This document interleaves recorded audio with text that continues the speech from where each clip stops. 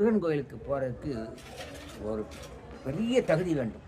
மிகப்பெரிய ஒரு தகுதி வேண்டும். என்ன தகுதி என்றால், ஈகோ இருக்கக்கூடாது. ஈகோ என்பது என்ன? ஆசைகளின் அடையாளங்கள். ஆசைகள், அதுக்கு ஆசை, இதுக்கு ஆசை, அதுக்கு ஆசை.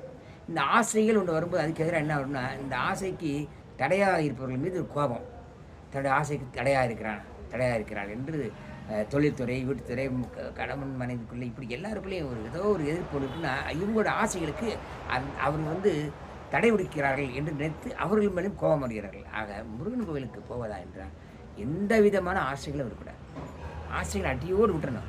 எதுவும் வேண்டாம், அப்பா நீ தான் எனக்கு வேணும், முருகா நீ தான் வேணும் அப்படி சொல்லிட்டு பாருங்கள். எத்தனை பேர் அங்கே நிற்கிறாங்க பாருங்கள். இந்த தகுதியோடு போகிறவங்க தான் கோயிலுக்கு தான் ஒருத்தர் கூட போக மாட்டாங்க. ஒரு சில பேர் போவாங்க. நீங்கள் எப்படி? உங்களுக்கு முருகனுக்கு ஒரு தகுதி இருக்கிறதா இல்லையா? ஆசை இருக்கிறதா இல்லையா? ஆசையில் விடுங்கள், தேவைகளை வைத்துக் கொள்ளுங்கள், முருகனுக்கு விடுங்கள்.